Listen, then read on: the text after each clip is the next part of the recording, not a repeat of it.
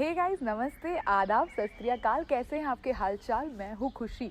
आज की वीडियो में मैं आपको बताने वाली हूँ जर्मनी आने के कौन कौन से तरीके हैं, इजी पीजी वे, जिनसे आप इंडिया से जर्मनी आ सकते हैं। तो बिना किसी देरी के चलिए शुरू करते हैं। जर्मनी आने का सबसे आसान तरीका है फ्लाइट से। सॉरी, जोक्स असाइड, सीरियस होकर बात करते हैं। सबसे पहला तरीका है जॉब के लिए। तो आप इंडिया से यहाँ पर जॉब्स के लिए अप्लाई कीजिए। अगर आप किसी कंपनी में शॉर्टलिस्ट हो जाते हैं तो वो कंपनी आपको ऑफर लेटर भेजेगी, जिसके थ्रू आप वीज़ा के लिए अप्लाई कर सकते हैं और आप आसानी से यहाँ आ सकते हैं। अब देखिए, दो तरीके होते हैं इसमें भी। पहला, अगर आप ब्लू कार्ड पे यहाँ आते हैं तो ब्लू कार्ड पे जब आप आते हैं तो जो आपका वीज़ा होता है वो एम्प्लॉयर स्पॉन्सर करता है, सारा खर्चा एम्प्लॉयर का होता है। और जो ब्लू कार्ड होता है वो सर्टेन सैलरी से ऊपर वाले लोगों को मिलता है, हाई स्किल्ड जो माइग्रेंट होते हैं उनको मिलता है। और ब्लू कार्ड एक तरीके से देखा जाए तो परमानेंट रेजिडेंट के इक्विवेलेंट है। सेम नहीं है, डिफरेंस है, बट इक्विवेलेंट है। यानी कि ब्लू कार्ड में आप जॉब स्विच नहीं कर सकते, परमानेंट रेजिडेंट में आप कहीं पे भी जो मन चाहे वो काम कर सकते हो। जो ब्लू कार्ड है आपका, उसमें आप एम्प्लॉयर से बंधे होते हो, यानी कि जब तक आप उस कंपनी में जॉब कर रहे हो तब तक आपके पास वो परमिट है, बट आप स्विच करोगे तो आपको अगेन अप्लाई करना पड़ेगा। तो ब्लू कार्ड होल्डर्स को बहुत सारे बेनिफिट होते हैं, जैसे कि उनके स्पाउस को अगर वो साथ लाना चाहते हैं तो उनको जर्मन का कोई भी लेवल नहीं करना पड़ेगा, वो बिना जर्मन आए भी यहाँ पर आ सकती हैं। तो अगर आप नॉर्मल किसी वर्क परमिट पे आते हैं तो आपके स्पाउस को जर्मन लेवल का A1 एटलीस्ट करके यहाँ पर आना पड़ेगा, तभी वीज़ा मिलता है। वर्क परमिट में क्या होता है कि आप अपना जो वीज़ा है वो सारा चीज़ें आप करते हैं, मतलब आप सारा खर्चा उठाते हैं। आपकी जो कंपनी है वो सिर्फ आपको ऑफर लेटर भेजेगी, जिसके बेसिस पर आप वीज़ा के लिए अप्लाई करोगे इंडिया में और आपको वीज़ा मिल जाएगा और आप यहाँ आ जाओगे। लेकिन ब्लू कार्ड और वर्क परमिट में काफ़ी ज़्यादा डिफरेंस होता है। आप जॉब के लिए अगर आना चाहते हैं तो एक और तरीका है यहाँ पर आने का कि आप जॉब सीकर वीज़ा लेकर आए। वो वीज़ा 6 महीने का होता है और अगर आपको 6 महीने के अंदर नौकरी मिल जाती है तो वो वर्क परमिट में कन्वर्ट हो जाएगा, और अगर नहीं मिलती तो आपको सैडली इंडिया वापस जाना पड़ेगा।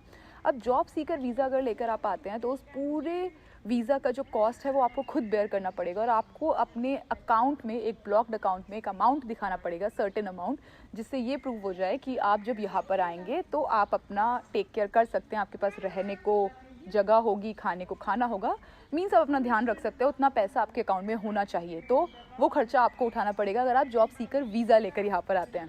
अब बात करते हैं नेक्स्ट कैटेगरी की। नेक्स्ट कैटेगरी है पढ़ाई के लिए, स्टडीज़ के लिए। अगर आप यहाँ पर स्टडीज़ के लिए आते हैं तो आप बैचलर्स कर सकते हैं, मास्टर्स कर सकते हैं, PhD कर सकते हैं, या फिर आप कोई स्टूडेंट एक्सचेंज प्रोग्राम में आ सकते हैं, या फिर अगर आप इंडिया में PhD कर रहे हैं तो यहाँ पर रिसर्च के लिए अगर आना चाहते हैं तो आ सकते हैं। लेकिन आपकी जो यूनिवर्सिटी है वो जर्मन यूनिवर्सिटी के इक्विवेलेंट होनी चाहिए।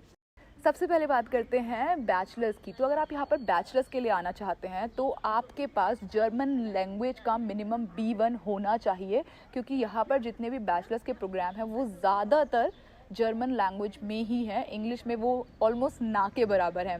तो जर्मन लैंग्वेज आपको B1 तक आनी चाहिए। इसके अलावा जो भी वीज़ा प्रोसेस होता है उस सबकी कॉस्ट जो है आपको खुद बेयर करनी पड़ेगी। जितना भी खर्चा होता है वो सब आपको खुद लगाना पड़ेगा। लेकिन इंडिया में आजकल यूनिवर्सिटीज़ में जितना खर्चा हो रहा है उतने में आपकी बैचलर्स भी यहाँ पर निपट जाएगी। अगर आप बैचलर्स के लिए भी आते हैं तो आपको एक ब्लॉक्ड अकाउंट में पैसा दिखाना पड़ेगा कि आप अपना जो है वो ध्यान रख सकते हैं। यहाँ पर आके आपको खाने को खाना होगा, रहने को जगह होगी, तो आप होमलेस नहीं होंगे, इसलिए आपको अपने ब्लॉक्ड अकाउंट में पैसा दिखाना पड़ेगा जब आप बैचलर्स के लिए अप्लाई करते हैं।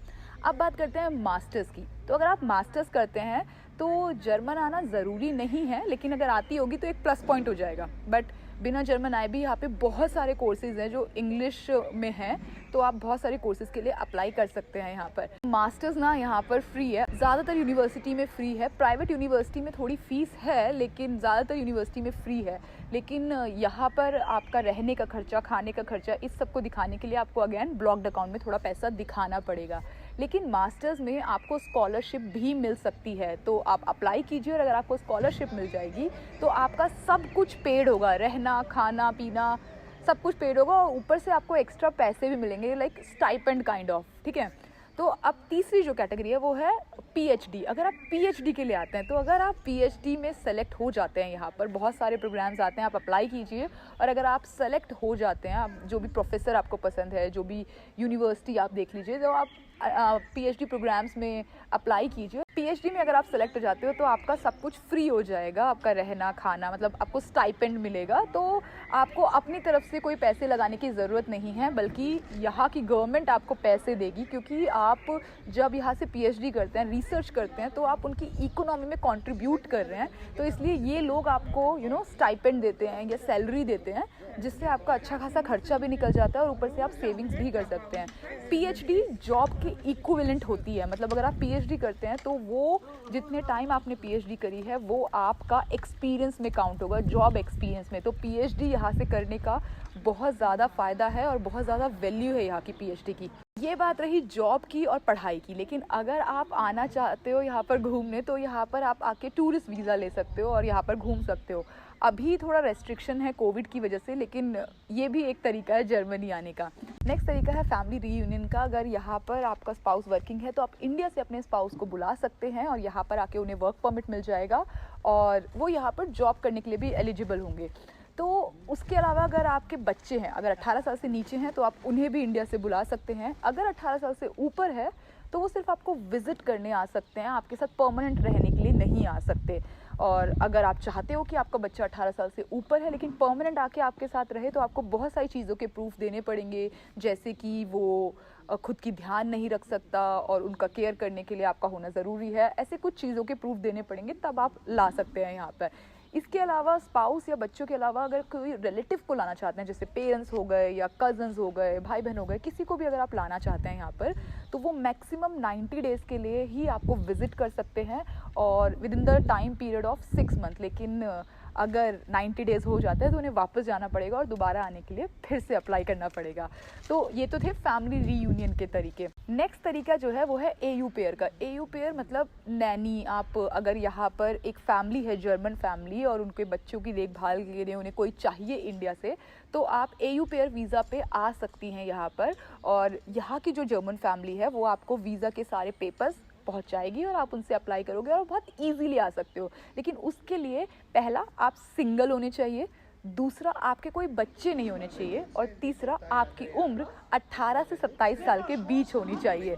तो तभी आप एयू पेयर वीज़ा पे आ सकते हो। तो एयू पेयर में क्या होता है कि जो भी इंसान यहाँ पर आएगा, उसका रहने का, उसका खाने का और उसको certain amount of pocket money वो जर्मन फैमिली प्रोवाइड करती है। अब वो फैमिली जर्मन भी हो सकती है या कोई इंडियन फैमिली भी हो सकती है, लेकिन जर्मनी के रेजिडेंट होने चाहिए वो, चाहे फिर वो वर्क परमिट पे हो, ब्लू कार्ड पे हो, किसी पे भी हो, बट वो अगर जर्मनी के रेजिडेंट हैं तो वो किसी को भी इंडिया से एयू पेयर वीज़ा पे बुला सकते हैं।